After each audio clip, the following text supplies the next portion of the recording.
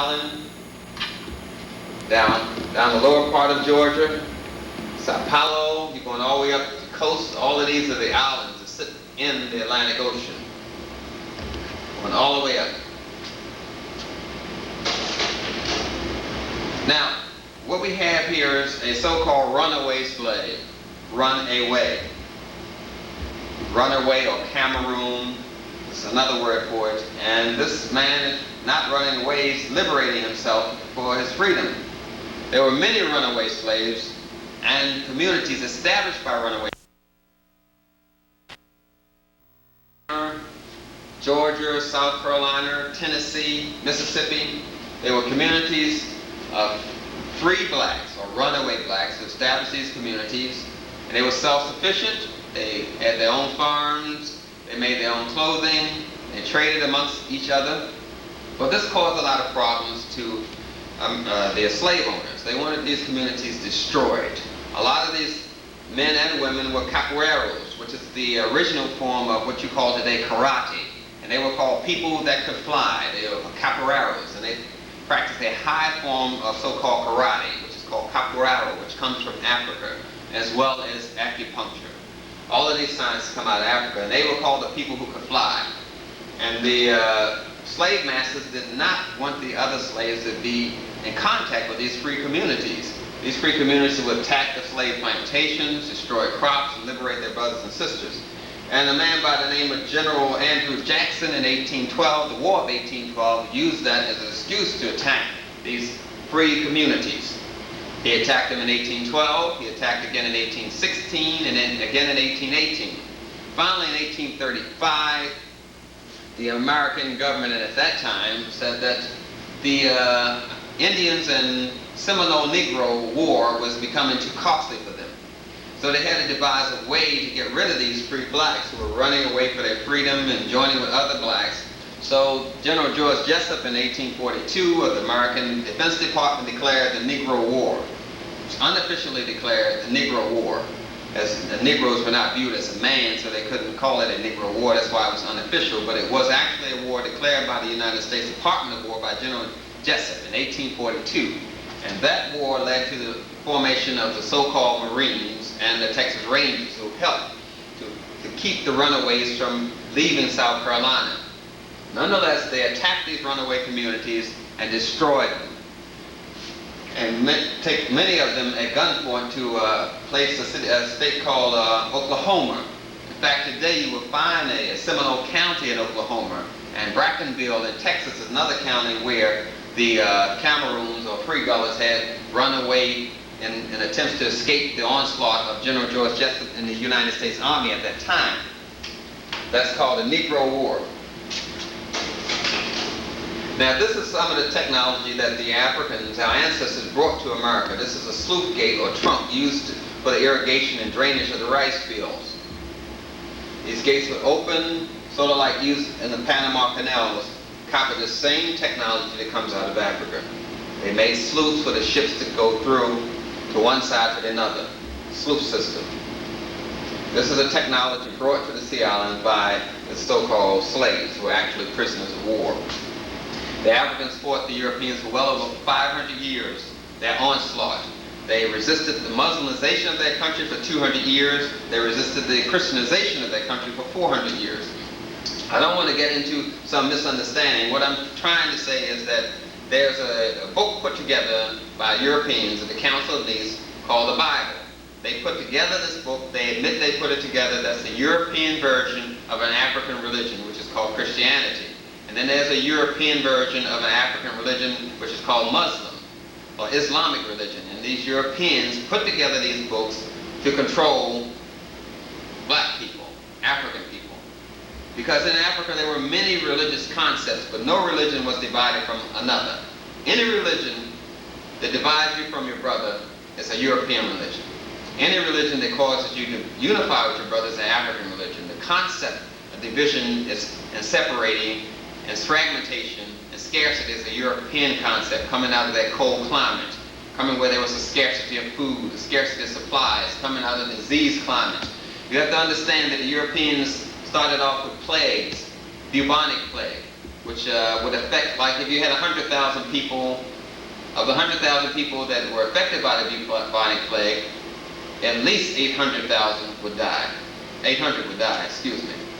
So you have 100,000 people, 90% of them would die from the bubonic plague. That's what I'm saying. So they had bubonic plagues in 68 AD, 77 AD, 90 AD, and they come out of a scarcity of population, a scarcity of food, so they have what they call violence. And you find this violence indicative of European constructed religions and how they Europeanized African religion called Christianity and made a Bible which has a lot of violence in it, smiting, killing, and has a lot of insulting things about women in it. This is indicative of European culture, and you find the same thing occurs in the Quran, where they separate and have the woman this place in back of the man, puts her in a lower position, and there's a lot of violence in that book also, attacking and warring. This is European structure of African religion. And that's what most groups in the African American communities in America argue about. They argue about one white man's Bible, the Bible, and another white man's Bible, the Quran, and how they were distorted by a European group of people. But nonetheless, what I'm trying to say is anything that separates you from your brother has to be looked at closely. And usually it comes from a European perspective. The slough system, the phosphate era in cotton. Now the first deep sea divers in America were the Gullahs. They dove off the Wando River, which is south of the Broad River, in a fossilized stream. They dove for phosphate. Phosphates were used for fertilizer on farms. It's also one of the foundations of a soda called Coca-Cola, Pepsi-Cola. Those are phosphates, and they were called phosphates when they were first introduced into America. They stripped the body of the minerals, calcium and magnesium and zinc, and all those other trace minerals, and that drink was called phosphate at the time, and they would ask for a phosphate when they went to the store. Nonetheless, the first deep sea divers in America were African men, and they dove for this substance called phosphate, which was used for fertilization, and also used to put a glaze on the metal pots that were used on that time. These are the black militia. I don't think that's very clear. These were the Negro soldiers, 70,000 of them. They were put in charge of white people, seized certain areas under the federal law, and they were lynched in uniform, many of them, by whites. During a period of time in the 18th century, they deposited over $50,000 in the bank, and it was all taken away from them. This is an example of some of the African traditions and cultures that were indicative of African culture that was brought over, this carrying a basket on the head. And they have a certain way of wrapping so-called apron around the waist, which shows what group they came from. This is a basket on the head. This is a bucket on the head. Men and women carry things on the head because it's in the center of your body, and it helps you from losing your weight, keeps you centered. And this is one of the things, technologies that the Africans, our ancestors, brought here, as well as finding wells.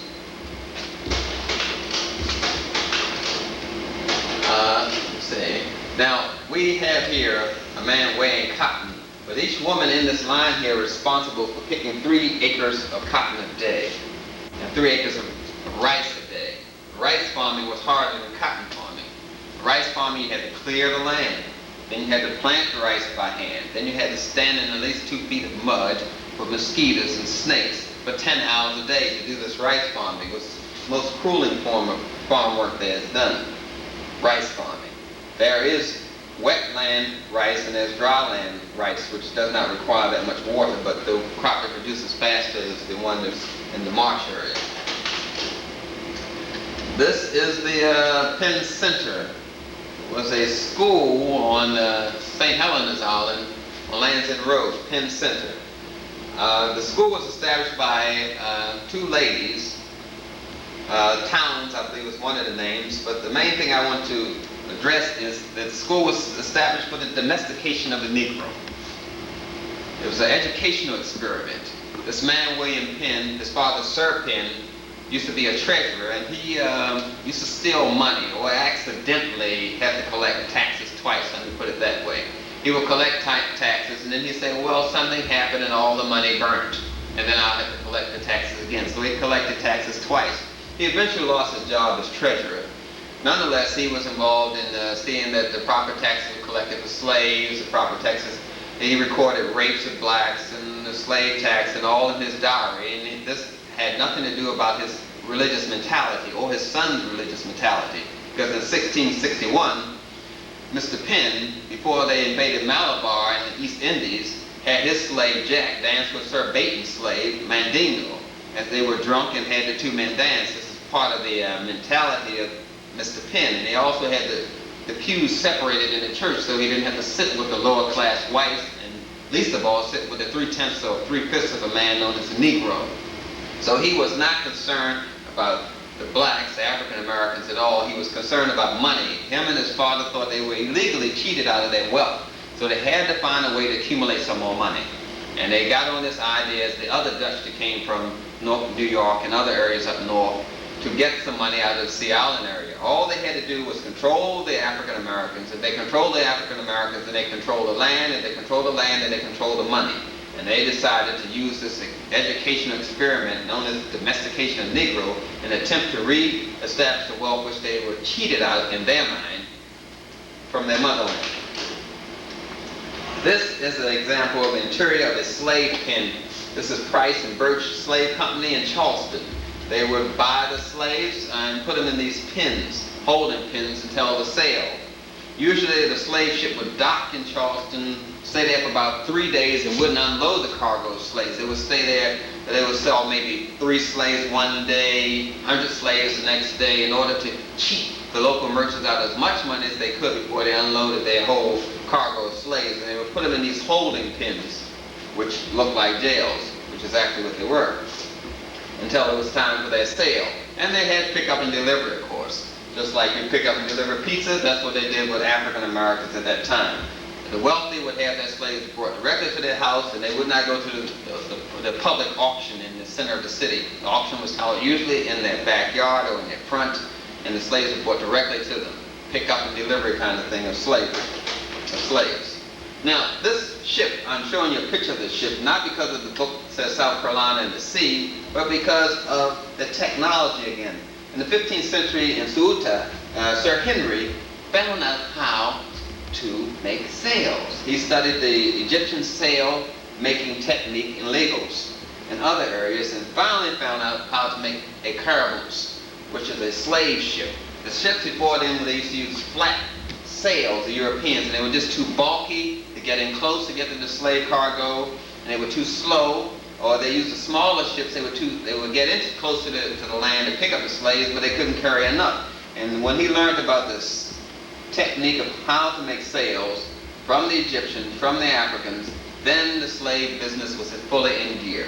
Then he was able to transport at least 390 slaves on these boats as small cargo of slaves, the caravels.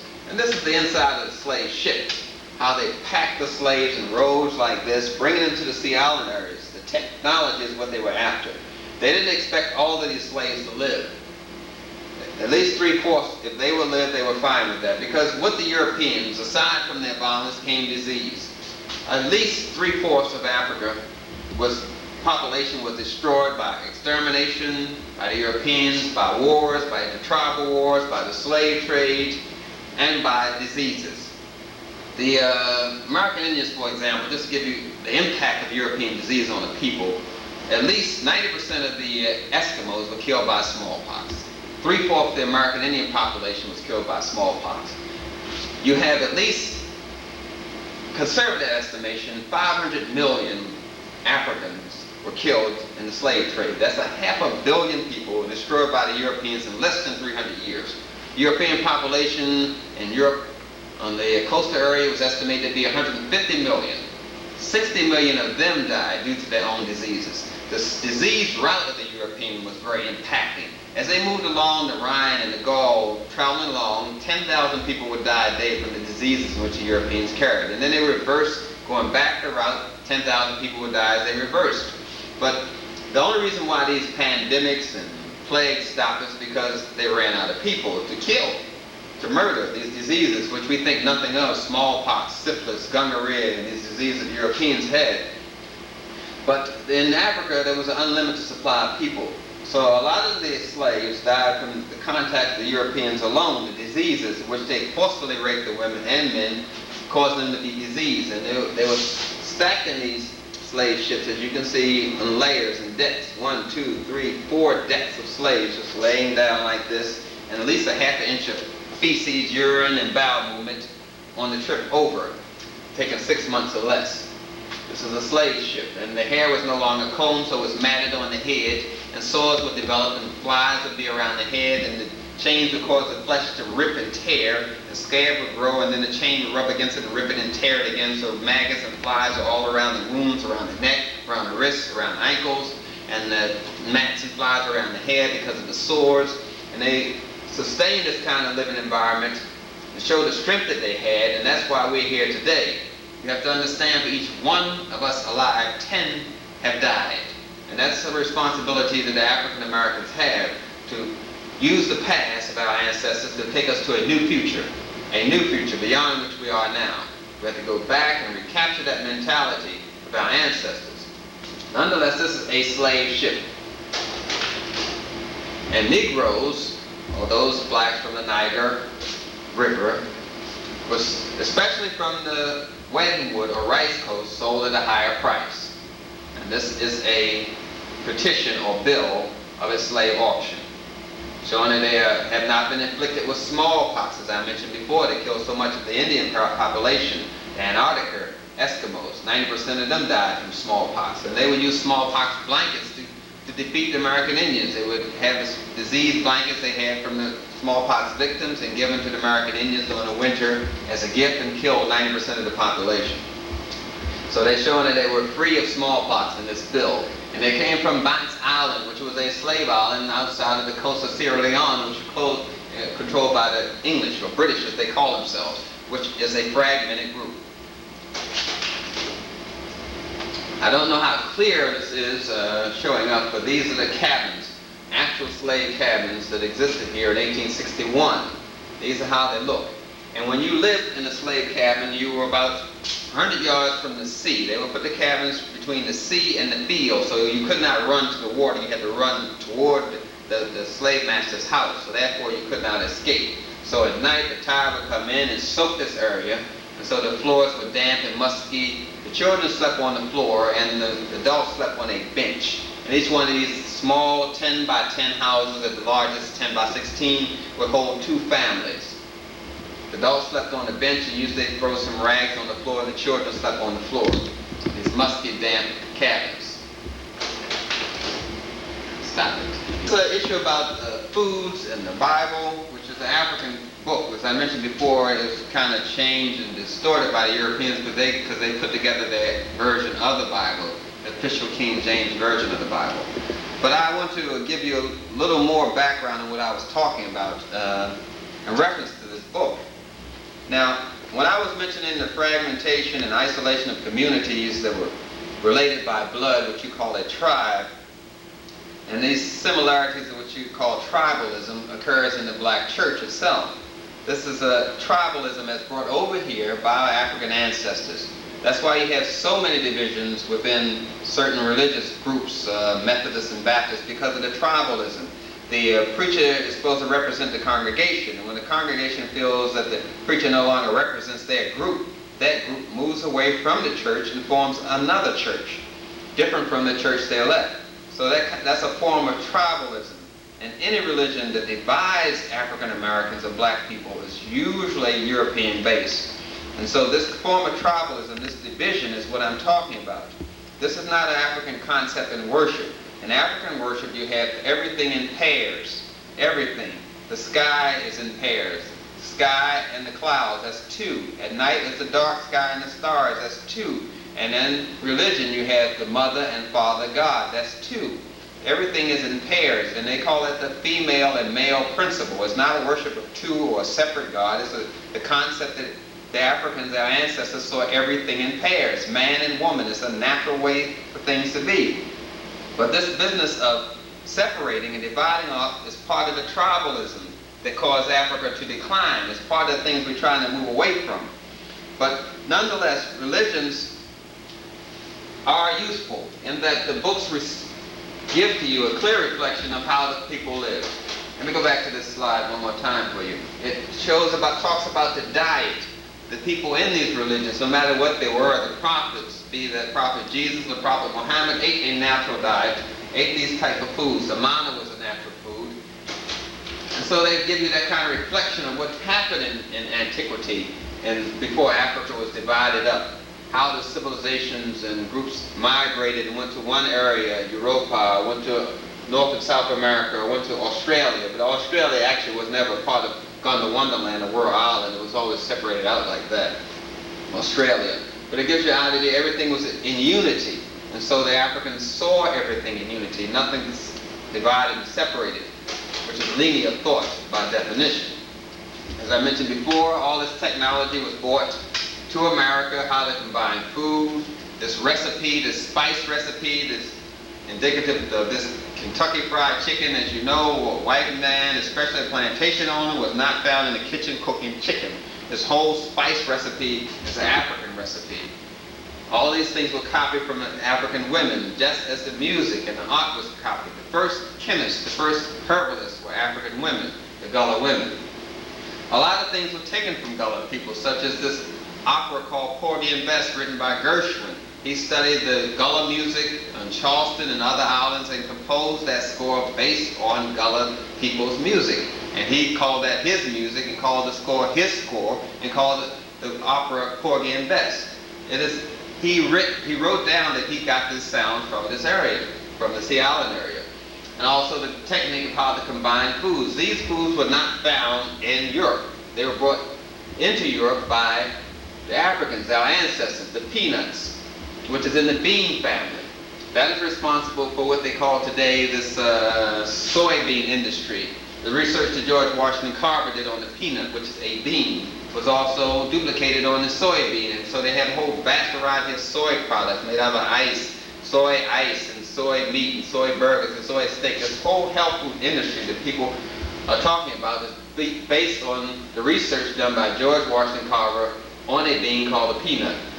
You have the nuts and seeds, which was a particular section of food on the African's plate. And all these tropical fruits, the pomegranate, all these plants come from Africa itself, and the techniques of combining them come from Africa. This is mortar and pestle, and again, she's grinding up some seeds. You have all these seeds that our ancestors knew how to work with.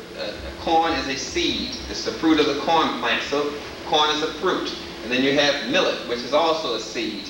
And then you have the sesame seed, which is, of course, a seed. And then you have wheat, which is another seed. Then you have rice, which is another seed. And all of these were seeds, and so the seeds were named after a Greek god. The Greeks stole this whole combining thing of seeds from the Africans and called them wheat and cereal and giving them all these names so you won't know that they are seeds. And this technique of seed grinding and seed purification and stripping the hulls off comes from out of Africa. A gaily, again, the African garb for protecting the hair, because the head is where you lose a lot of your temperature and a lot of your moisture. So in hot countries, the head is always covered. The music, of course, the Mandingo, particularly known for their work with string instruments, and the Yoruba are known for their work with drums. But the drum was outlawed in 1860, not 1860, excuse me, the drum was outlawed in 1560. It was outlawed again in 1720. The drum has always been outlawed. The language of the drum is known as this thing you call a telegram. That whole language of telegrams was taken from the African drum system of language. And so they outlawed the drum because they found out that Africans talked with the drum. And they called them talking drums. It takes at least between 30 or less days to communicate a message across the continent of Africa. Less time. By drum. Less than 30 days. Across the entire continent of Africa. Now, as I mentioned before, a lot of the things that we somewhat don't like come out of Africa, like the Kingdom of Kong, which we think is related to some gorilla, which is a vast empire and large cities. As I mentioned before, these walled cities on the coast of Africa, the streets were paved. You have the southern savannah area, Ghana, Togo, Nigeria, the empires of the Mossi, the Mandingo, the Empire of Kong, which is the Ivory Coast. You had the forest belt cities and empires of Asante, Benin, Dahomey, In 1633, you had Kumasi, which was the capital of the Forest Belt region, and the architecture that came out of these areas. Remember, I mentioned these cities were walled, had 127 wards in them.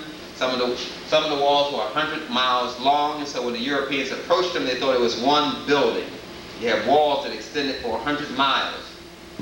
And these were floodplains where all these cities were, as I mentioned before. Each ward has a different ethnic group, like the Fulani or Guinea, and had different cultures and ceremonies. And they were ruled by elders, what you call mayors today. All of this concept of government, of bureaucracy, comes out of Africa. And they have books on it called the Bantu bureaucracy, which explains how bureaucracy was laid out. In these African cities, you had Hausa land, which had a 100-mile wall, which is Queen Amina was in charge of Zaire there, and you had the Borno Empire. The capital was Kukwawa, which had 2 walled cities and wars. The east section was for the wealthy, and the west section was for the workers and guild workers. And you had Nigeria, the city of Kano, which had 14-mile walls, and the Asante Empire, and the Niger Bend towns of Jene and Mopti and Sarfara and Gondama and Timbuktu. West Africa itself was the size of the United States, which is 2.5 million miles square miles, I mean. Now let me talk a little bit about this religious group here. This is the Spanish Negroes, as they are called. The old tradition remains there. They still wear these garbs in Spain. This is a black church in Nuestra Senora de los Angeles in Barrio Carmel. They still maintain this area for their priests. It's in Seville, Spain. These are called the Zungayas Anilis da Sevillas. This is Madrid, Spain, where they had their annual parade. This picture is they started this in about 1677 in European recorded history. And they wear this hood and they wear these white sheets, which you today associated with the Ku Klux Klan, but it's actually an African group, an African religion. In Seville, Spain, today. And a lot of the things that were fought about, such as the spices that were used to save the Europeans from infections and diseases, are called spices today. Nutmeg was fought over. Clove was fought over. But in the records, the ancient records of the so-called explorers, which are called invaders, they list them as medicaments because they were used for medicinal purposes. But today we call them spices. This is shoemaking. This was taught at Penn Center, where they were using an experiment called the educational experiment in how to domesticate the Negro and make them more service-orientated. Shoemaking, of course, was done in Africa. This is a technology brought over here from Africa. Again, this is the walled cities. These were huge areas. I mentioned the wards. These are large walls. These are not small walls. These walls are 40, 50 feet high. And they were built to explain the laws of nature, the laws of God, the laws of man. They replicated the pineal gland and the ventricles of the brain, where the soul supposedly resides, and the hierarchy of the spirit, which is called the municipalities. This is cypress farming, which is another technique brought over from West Africa.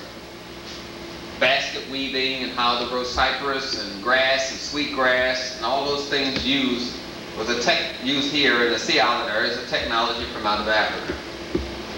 Sweetgrass farming, marsh farming. Again, the grinding of seeds, various seeds, and you can see this woven basket there. Let me point that out to you. Over on the side here where they sift the seeds.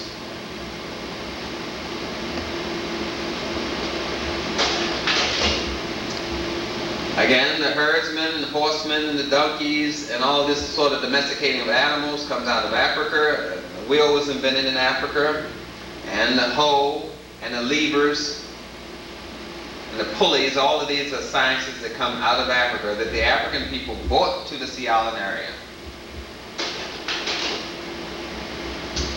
Majority of the highways in America and the Sea Islands were built by black men.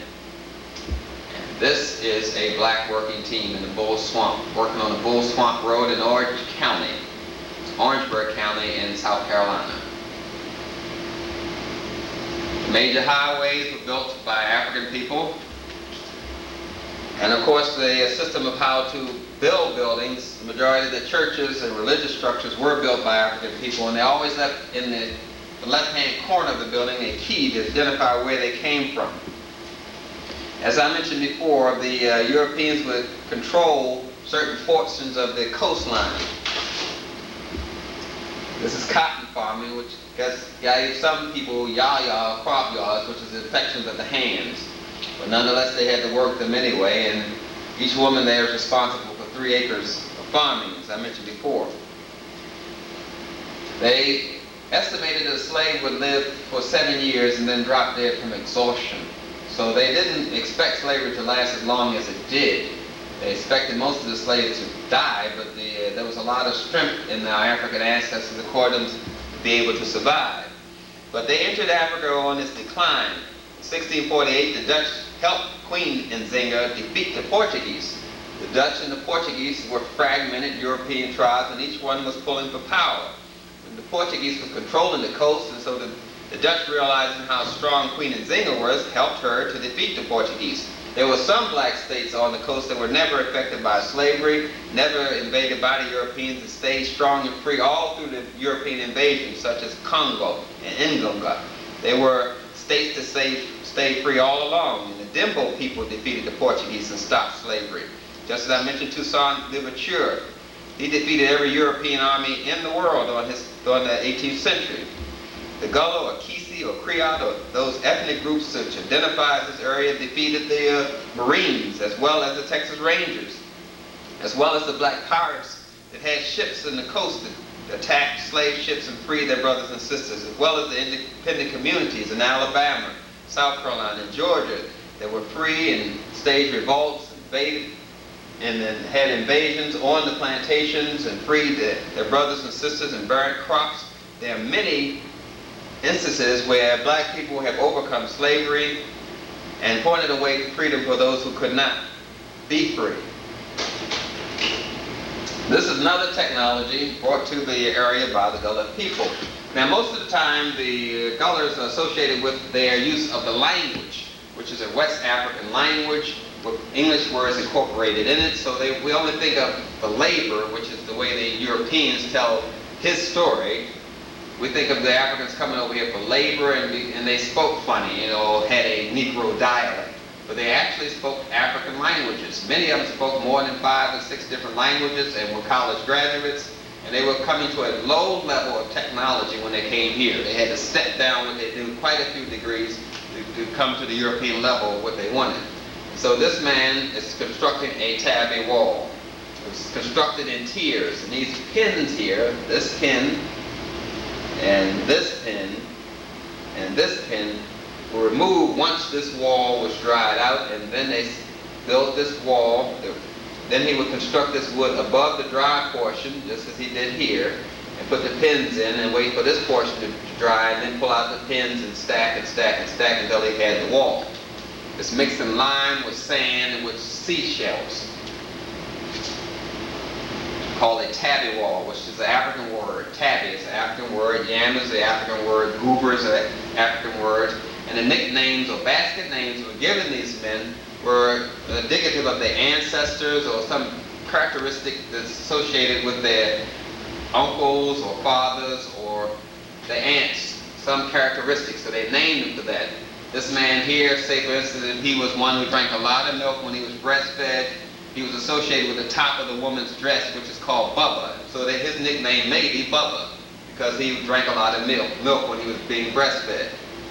And Bibi is another African nickname, which is called Kabibi. It was a city in Africa. Now again, we have indigo farming in this picture. Indigo extraction. This is the press here. And this is the indigo.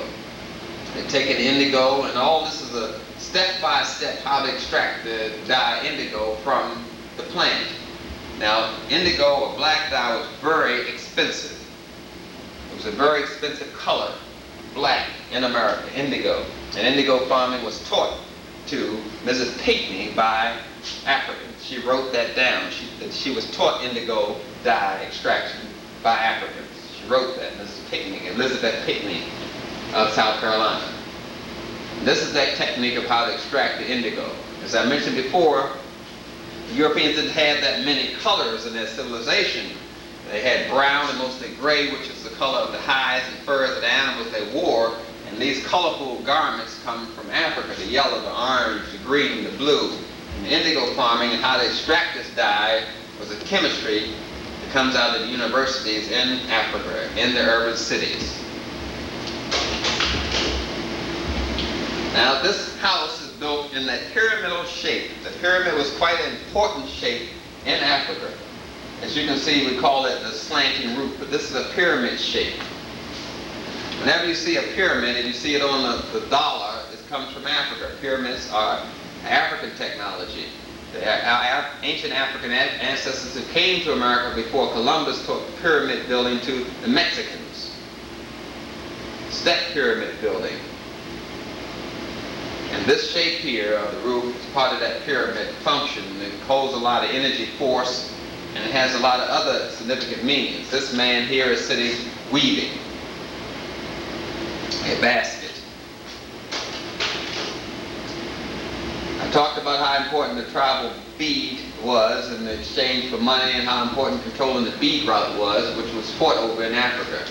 Beads. Everything was functional in African civilization. Things were not just done because they looked good. Cities were not made out of walls because they looked good. They had a functional reason, educational reason. But as I said before, the shift of the fragmentation of the groups in Africa, the tribes, caused Africa to decline in power. They were people to unify the fragmented tribal groups and communities, such as Queen Hatshepsut in 1623. To 1663, there was Queen Nzinga. Queen Hatshepsut did the same thing. And then again in Mututu in 1440, he united the coastal states of Zambia all the way up to Mozambique. And then in 1641, the Dutch came in and reduced Portugal's control of the coast by joining forces with Queen Nzinga, as I mentioned before. But a lot of the things, such as dancing, had a lot of significant meanings. Dances were not just done because they looked good. It was part of the evolution of your spirit, as well as your mind, as well as your body. So certain dances were not performed by children below 7 or below 9. Some dances were only performed by adults. It wasn't done because they looked good. It was done for higher reasons than that. This is the ring shout, which is a lifestyle, a custom brought over by African people by the Gullah people. The ring shout. It was done with secular music, as they call it. The music was played at funerals, the music was played at weddings, the music was performed at birth. And so the Europeans, not understanding this, called them spirituals, or Negro music, Negro spirituals as they called it. But the ring shout was done, the people would randomly walk around. Randomly walk until they formed a circle. And because the drum was outlawed, the rhythm was carried in the feet as they stepped a certain way, and what they called later in the 50s and 60s hand jive, which they would pat their thighs or clap their hands to have the other rhythms. So they would carry the rhythms with their feet, with their hands, and with their heads. They would move their heads to mimic certain birds. It's done today in Sudan. But nonetheless, this ring shout is a religious dance. As I remember talking to you earlier, if you remember, I was telling you how significant the circle was in power and force. So they would move around until they got into a trance. The trance state is indicative of all thinking done by African people. Trances. That's when your mind is part in your body and part outside of your body. And they call it a trance state, where you pull on your spiritual mind as well as your physical mind. They call it a trance. The Europeans break that down and call it hypnosis and the things of that sort. But your higher thinking was always done in trance. So they would move around, and the rhythm would pick up and pick up and pick up until it became into a fast frenzy state, until the trance was felt by the whole group. And sometimes the slave owners would not like these trance states, and they would not allow them to have these ring shouts, but they weren't able to stop them. They would sometimes burn some palm leaves from the plants and form a fire and do them at night. So they would devote one house, usually the largest house on the plantation, slave plantation, for religious ceremonies. But the Europeans telling his story would tell you that they were trying to civilize the Africans and teach them religion, but the Africans already had religion. They had over 10,000 years of religion in Africa. So they were not teaching them religion. They were Europeanizing them. They were domesticating. They were enslaving them. They were disenfranchising them from Africa. This is rice cultivation, as it was done in the Sea Island area, which rice cultivation was also done in Africa, and that's why they got the Africans from the coast and brought them here to perform something they had 10,000 years of experience as a people in doing, rice cultivation. You must realize that the so-called laws, which they said the northern Yankees or Europeans up north said they did to free the slaves, did not free the slaves at all. The Slave Trade Act in 1808 stopped the importation of slaves. Also, the British stopped slavery in 1838 in the Bahamas, but the Bahama plantation owners brought the slaves to the Sea Islands. So they really didn't stop slavery. Stopping slavery is almost related to having a traffic light but no electricity running to the light. So it was no power, it was no army, it was no group to enforce the stopping of slavery. It was just words, as well as the Emancipation Proclamation, just words. No one was enforcing this. Lincoln himself said you could retain slaves. It was just words. The 13th Amendment, which was passed 8 months after Lincoln's death, was just words. No one was enforcing the freedom of slavery, the freedom of the slaves. No army, no police, no one. They were just words.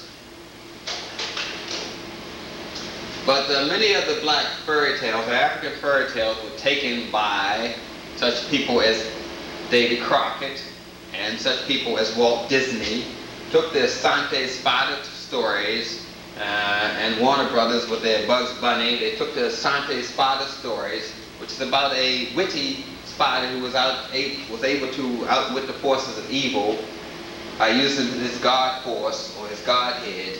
And these stories, such as the Bugs Bunny and the Mickey Mouse and all these little rodents that the Europeans used, are taken from black fairy tales, which are not fairy tales. These are stories of how they evolved from one state of consciousness to another, called the rite of passage.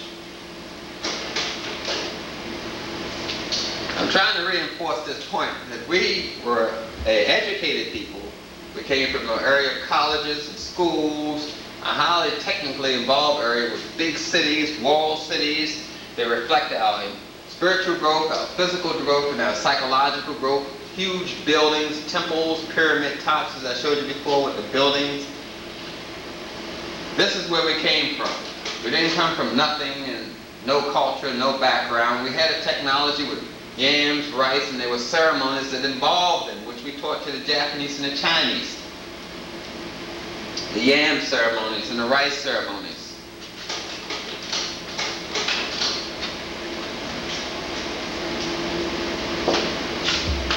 What we try to do is overview a lot of history here, about 10,000 years of African history, European history, and some of the American Indians' history. Trying to give a reflection of how these people got together and what was the reason. We understand that the Europeans were coming out of a cold climate, a climate as we would call it, where there's a lot of ripping off, a lot of violence, a lot of murder. That's why they have a form of medicine called allopathic medicine, which is generally used by those cultures that do a lot of fighting, involving a lot of war. A lot of the symbolism of that culture, the European culture, his story, is associated with violence, such as saluting, which is you raise your shield so you can see your enemy, or shaking hands to make sure your enemy doesn't have a weapon. All these things come out of violence, but we don't think that much of them today. So we have to kind of look at history, not within his story or European perspective, but in a human perspective to see what really happened when these people got together. Europeans were coming out of that cold climate. They were after wealth, they were after food, they were after a way to survive because their population was dying from diseases, and they were dying from lack of the science to save themselves, such as good medicine and good food. So they were looking for a way out, and Africa was that way out. And they used the thing which they knew best, which was divide and to conquer, separate, fragmentate.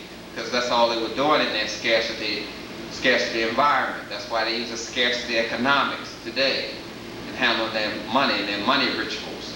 But we want to look at history more holistically, more from a human perspective. That's why we're looking at Gullah history, because it's distinct.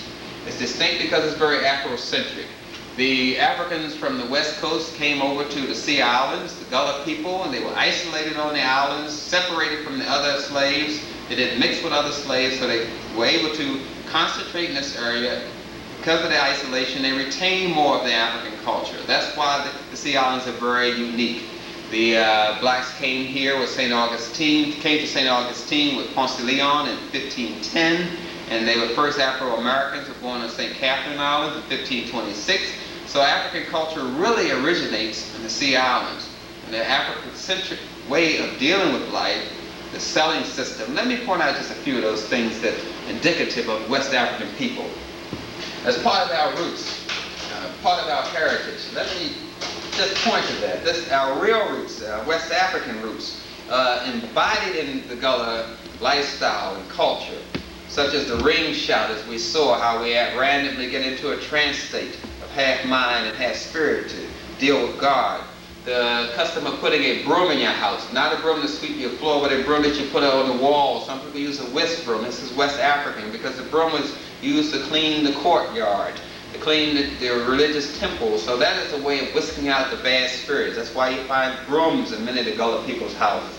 You'll see the door that's painted blue. That's the highest spiritual involvement. The color royal blue is found in the pyramid. It means higher spirituality. So a lot of blue doors will be found in the Sea Islands.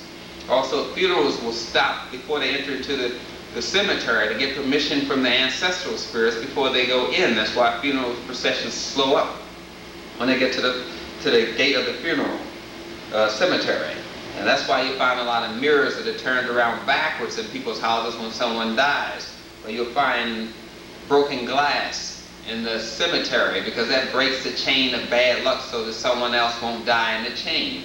And you also find in the cemeteries in the Gullah region knives, forks, spoons, because of the custom of in Egyptian society preparing a last meal before the person goes on their journey to heaven. You also find a last meal that's sometimes put on the porch when someone dies. You will find that the graveyard may even have a tire in it from a car, because the man who died may have liked cars, so someone may have put a tire in there. You always find communication with the spirit world in part of the Gullah heritage in some way or form, in the religion and social talk, the spirit world, and that something had came to them, or they saw their grandmother, or their father told them, or someone who is deceased is communicating to them. They always talk in form of spirit. And anyone who's not talking in form of spirit is not talking in their right mind. And that's where the term right mind comes from. Now, this melanin factor, which I pointed out before, is very important. The melanin factor is why we Africans were born here, because of that melanin which is produced by the pineal gland.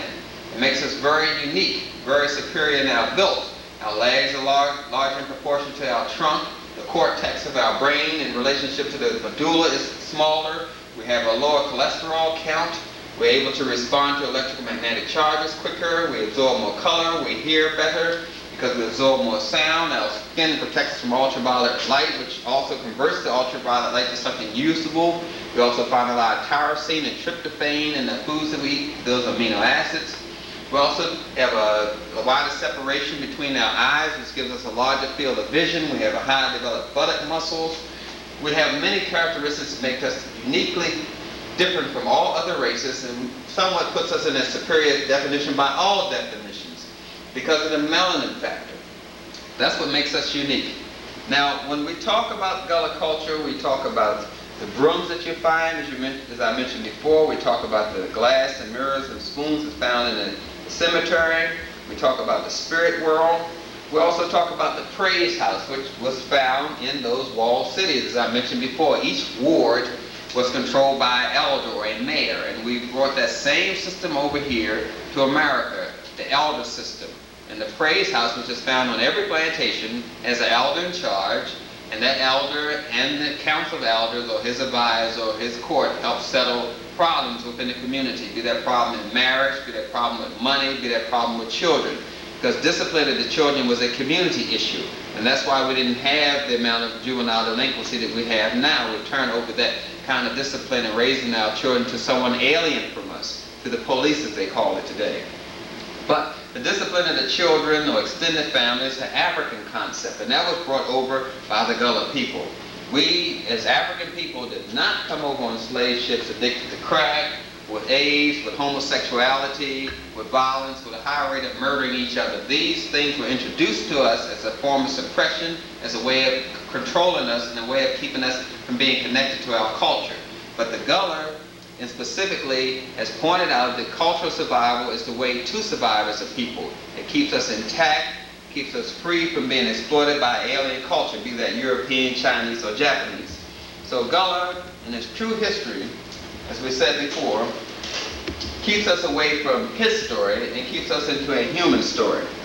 And that's what we're about when we talk about Gullah history and heritage, to tell us and reinforce within us our true nature and our true responsibility as a people to keep our culture survive, because that is the frame of reference which we use to define what is right and wrong for us, what is moral and what is immoral, our cultural frame of reference. We must always refer back to our culture, our Gullah culture, our West African culture. We must know that just as well as we know European history. We must know something about African history. That is the thing that sustains us, to give us our driving force. So in this brief overview of Gullah history and Gullah history and culture, I was trying to communicate to you the strength that has brought us this far, the strength of our ancestors, the strength of being Gullah, the strength of being Kisi, Creole, Fulani, the strength of our culture to use as our foundation. Our culture is built upon our family, and our family is built upon the unity of the man and the woman. That is the technology of Africa, the family. And that is what we need to solve and define our direction and keep us in the human story. And that's why Gullah means the people blessed by God.